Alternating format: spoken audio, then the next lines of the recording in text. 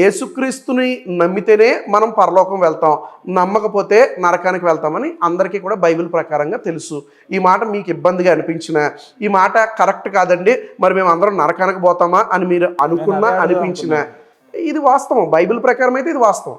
కానీ వాస్తవం అని అంటున్నారు, ఓకే. కానీ ఇప్పుడు మళ్ళీ మీరేమన్నారు, ప్రభు అన్నంత మాత్రాన నిజమైన భక్తుడు కాదు, నిజమైన అంటే దాని మళ్ళీ ఇంకెట్లా అంటే దేవుడు నమ్మగానే ఎట్లా స్వర్గానికి పోతాడు, ఎట్లా?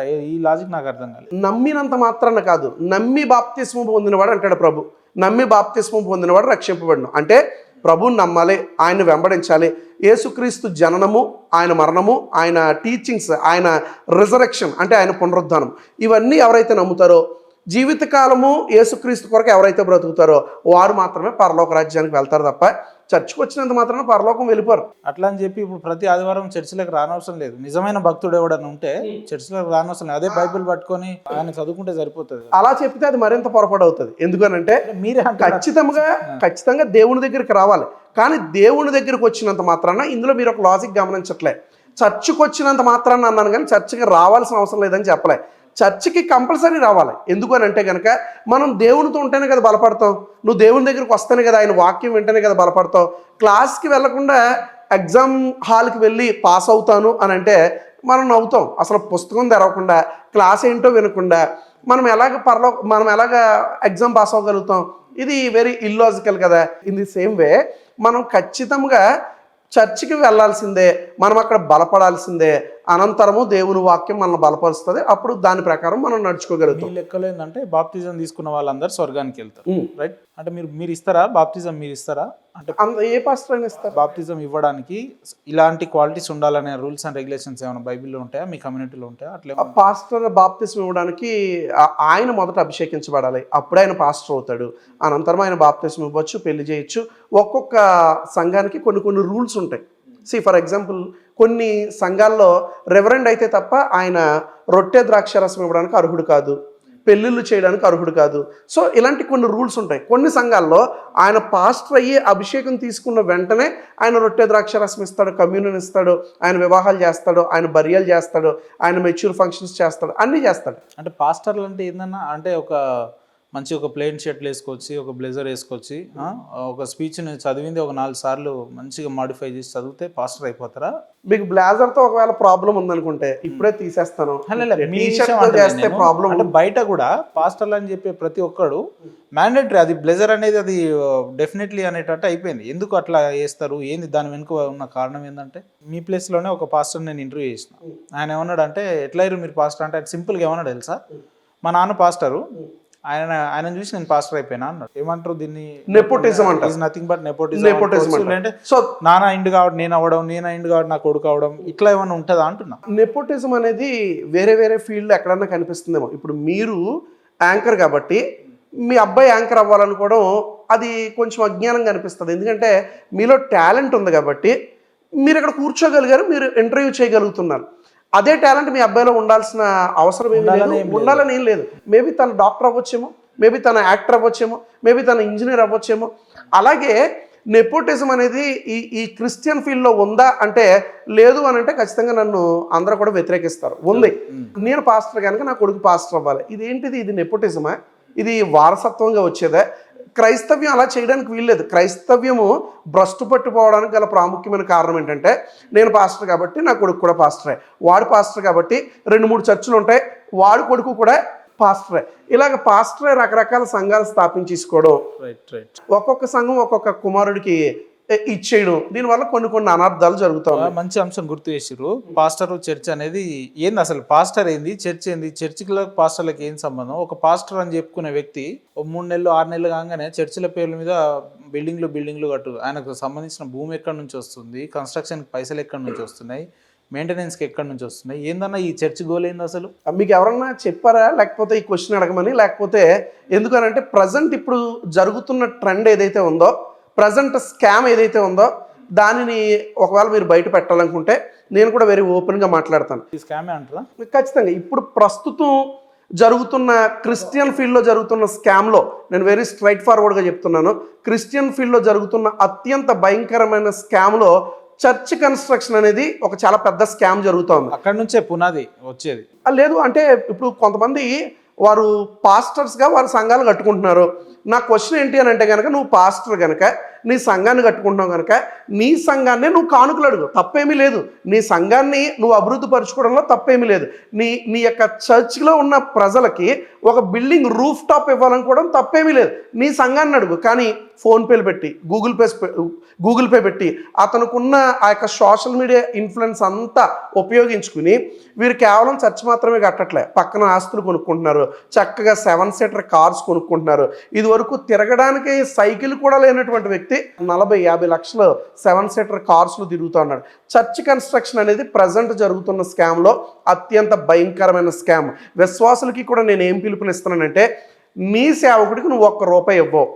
నీ చర్చిలో నిన్ను పోషిస్తున్న నీ సేవకునికి, ఆధ్యాత్మికంగా వాక్యం చెప్పి నిన్ను ఆత్మలో నడిపిస్తున్న సేవకునికి నువ్వు ₹1 ఇవ్వవు. కానీ ఎవరో ఎక్కడో చర్చ్ కడుతున్నారంటే నీకేంటి సంబంధం? నువ్వు ఆ చర్చ్కి వెళ్తున్నావా? నువ్వు ఆ చర్చిలో సభ్యుడివా? నీకు ఇవ్వాల్సినటువంటి అవసరం ఏంటి? ఇప్పుడు ఇతర పాస్టర్లకు ఇస్తున్నాడు, నాకు ఇస్తలేడని రవీంద్రనాథ్ గారు అట్లా కళ్ళమంటతో మాట్లాడుతుండే. లేదు, కావాలంటే మీరు కూడా స్కానర్లు పెడితే మీ వాళ్ళు ఇస్తారు. ఎందుకంటే మేము అంధభక్తులం అని మీలే చెప్పుకుంటారు కాబట్టి చెప్తున్నాం. మేము అసలు అంధభక్తులం కాదు. అంధభక్తులు అంటే ఎవరో అందరికీ తెలుసు. అయితే ఒకవేళ రవీంద్రనాథ్ కనుక ఏదైనా ఒక మీటింగ్లో కానీ ఏదైనా ఒక ప్రదేశంలో కానీ డబ్బులు డిమాండ్ చేశాడని మీరు చెప్పిస్తే, ఎవరితో అయినా ఒక్కరితో చెప్పగలిగితే, మీరు అన్నారు కదా ఈ సూటు ఈ కోటు అన్నీ తీసేసి నేను కూడా ఏదన్నా చిన్న పని చేసుకుంటాను. ఎందుకు ఇంత ఛాలెంజింగ్గా చెప్తున్నానంటే, మాకు యూట్యూబ్ ఛానల్ ఉంది, మాకు సోషల్ మీడియా ఉంది, ఎప్పుడు ఎక్కడ ఫోన్పే గూగుల్ పేస్ పెట్టుకోలేదు. అండ్ మోర్ ఓవర్ ఏంటంటే, మా సంఘంలోనే కానుకలు ఇస్తే చాలా మోమాటంగా నేను ఒక్కొక్కసారి తిరస్కరిస్తూ ఉంటాను, వద్దు అని చెప్తా ఉంటాను. ఈ వీడియో చూస్తున్న వారు చాలా మందికి తెలుసు. ప్రతి నెల దశంభాగం రూపంలో తీసుకోరా బ్రదర్? దశంభాగం గురించి మనం ఇదివరకే డిస్కస్ చేసాం. మరలా నేను ఒక పాయింట్ చెప్తాను, మరలా నేను ఒక విషయం చెప్తాను. దశమ భాగం అనేది లేనే లేదు నూతన నిబంధనలో. ఇప్పుడు ఎవరో కూడా దశంభాగం ఇవ్వాల్సిన అవసరమే లేదు అంటాను నేను. ఎందుకనంటే కనుక దశంభాగం లేవీడికి మాత్రమే ఇవ్వబడింది. దశంభాగం ఇవ్వద్దు అంటారు, ఇవ్వాల్సిన అవసరం లేదు. రాజమండ్రిలో ఒక మంచి ప్రొఫెషనల్ పాస్టర్ని ఈ మధ్యలో చూస్తున్నాను నేను, మంచి బ్లేజర్ వేసుకొని. అని ఏమంటాడంటే, మీకు వచ్చిన శాలరీలో మొదటి భాగం దశంభాగం దేవునికే ఇవ్వాలి, లేదంటే మీకు మిడకాయ ఉండదు, దేవుడు కోప్పడతాడు మీ మీద, మొత్తం నాకు ఇవ్వట్లేదు కాబట్టి మీకు కూడా ఇవ్వద్దని చెప్పి ఆగ్రహిస్తాడు.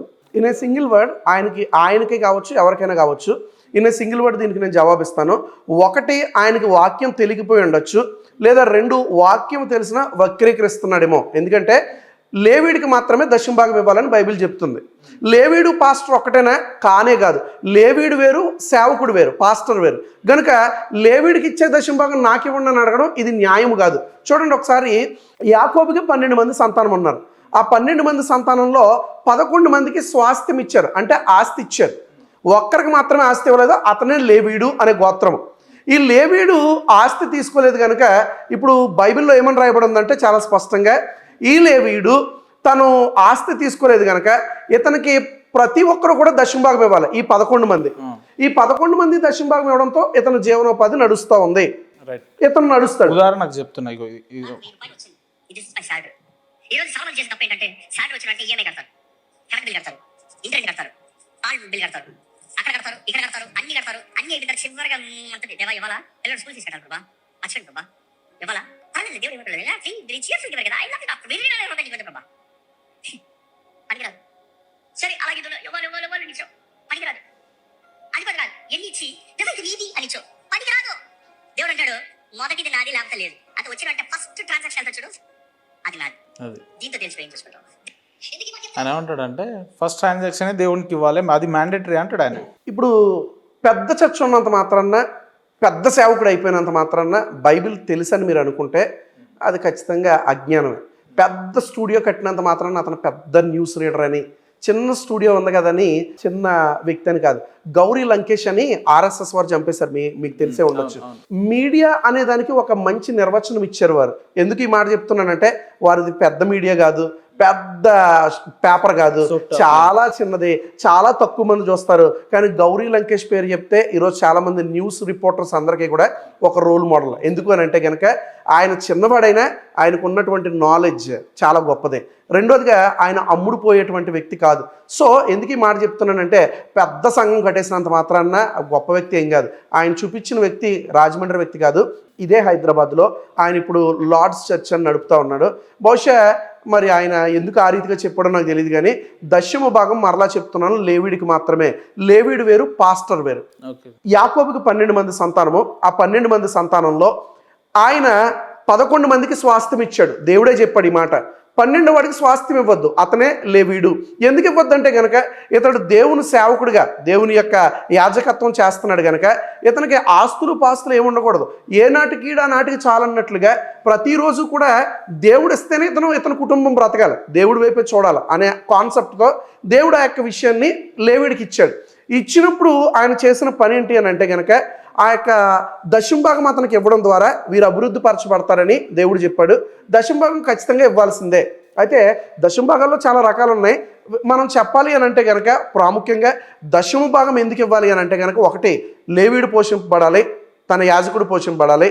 2 అక్కడ ఉన్నటువంటి విధవరాలు ఎవరైతే ఉన్నారో వారు చాలా కష్టపడుతూ ఉంటారు బ్రతకడానికి. ఈ రోజుల్లో విధవరాలైనా సరే ఆఫీస్కి వెళ్ళి పని చేసుకోగలదు. ఆ రోజుల్లో విధవరాలకు ఆ పరిస్థితి లేదు. వారిని పోషించాలి, కుంటి వారిని గుడ్డి వారిని పోషించాలి, గుడి బయట ఉన్న ముష్టి వారిని పోషించాలి, అందరికీ కూడా అన్నదానం చేయాలి. ఇందుకోసమే దశమ భాగం అనేది ఏర్పాటు చేశాడు తప్ప వేరే అంశం ఏమీ కాదు. ఇప్పుడు ప్రస్తుతం ఉన్న సేవకుడు, అప్పుడున్న లేవీడు చాలా డిఫరెన్స్ ఉంది ఇద్దరికి కూడా. సో ఈ పాస్టర్కి ఆ లేవుడికి సంబంధం లేదు, ఆ దశమ భాగానికి ఈ దశమ భాగానికి సంబంధం లేదు. ఇప్పుడైతే ఫ్రీ విల్ ఆఫరింగ్ అంటాం. 10 రూపాయలు ఇచ్చిన, 100 ఇచ్చిన, 1000 ఇచ్చిన దేవుడు నువ్వు ఇచ్చే కానుక చూస్తున్నాడు. బైబిల్లో ఒక భేద విధవరాలు ఉంటుంది.